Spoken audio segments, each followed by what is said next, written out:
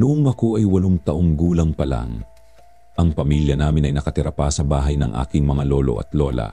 Natatandaan ko ang isang kapitbahay namin na si Mang Dindo na lagi akong kinakausap tuwing wala ang mga magulang ko. Sinasabi niya na may napapansin siyang kakaiba sa paligid ng bahay, gaya ng mga anino sa mga bato at iba pa.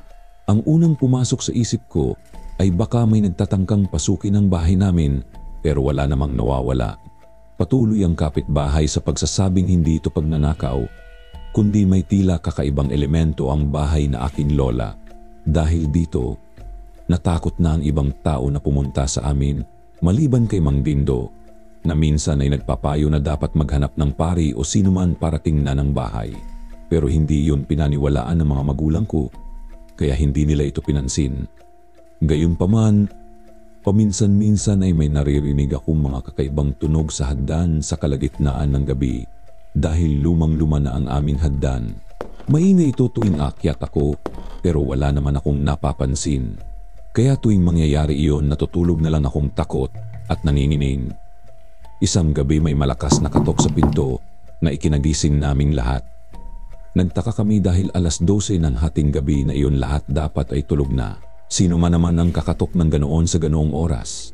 Kinuha ni tatay ang kanyang armas at sinabihan kami ni nanay na manatili sa kwarto at huwag lumabas. Labis akong nag-aalala kay tatay pero nabawasan ang kaba ko nang marinig ko ang boses niya kasama ang kapitbahay namin sa pinto. Si Mang Dindo pala ang kumatok.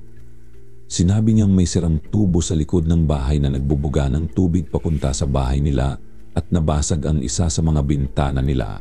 Dahil dito, nag-alok pa si tatay ng tulong para ayusin yon.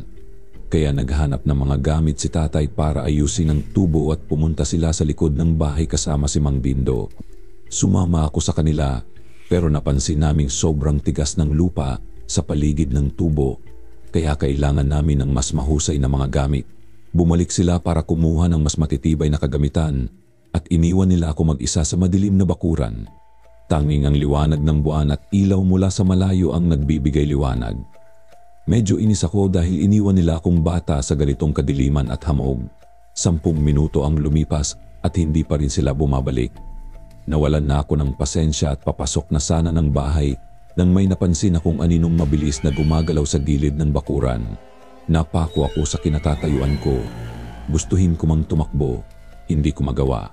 Pilit kong sumigaw pero walang lumalabas na boses. Tanging mga mata ko lang ang nakakagalaw habang pabalik-balik ang tingin ko sa paligid, tila naghahanap kung ano ang nangyayari. Biglang napatingin ako sa isang nilalang na hindi ko malilimutan. Isa itong dambuhala, mga 3 o 4 na metro ang taas, buto at balat na mga braso at binti, at mga sungay sa ulo na tila sungay ng kalabaw at kambing. Nakakatakot ang mga mata nito at hindi ako makagalaw.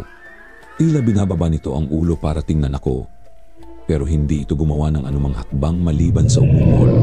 Naisip ko kung ito ba ay isang espiritu ng kalabaw o isang halimaw na kambing. Paano nagkaroon ng ganitong nilalang na may kakayahang maglakad sa 2 paa tulad ng tao? Nang iniisip ko yon, bigla itong tumakbo at nawala sa likod ng bakuran sa 2 hakbang lamang. Noon ko lang nagawang igalaw ang katawan ko at malakas na sumigaw at umiyak para tawagin si tatay. Dumating siya na may dalang baril at tinanong ako kung ano ang nangyari. Isinalaysay ko ang nakita ko, ngunit hindi siya naniwala, pati na rin si nanay. Ngunit ang kapitbahay namin ay naniwala sa akin at sinabi niyang totoo ang nakita ko, ngunit hindi daw ito mananakit ng bata. Makalipas ang ilang taon, binenta ng mga lolo at lola ko ang bahay at lumipat kami. Akala ko ay magiging alaala na lang iyon, ngunit hindi natapos doon ang kwento.